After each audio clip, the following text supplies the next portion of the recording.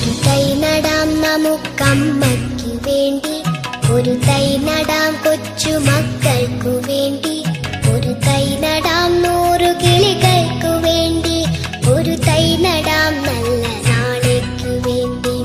ഒരു തൈ നടാം നമുക്കമ്മയ്ക്കു വേണ്ടി, ഒരു തൈ നടാം കൊച്ചു മക്കൾക്കു വേണ്ടി, ഒരു തൈ നടാം 100 കിളികൾക്കു വേണ്ടി, ഒരു തൈ നടാം നല്ല നാളേക്കു വേണ്ടി.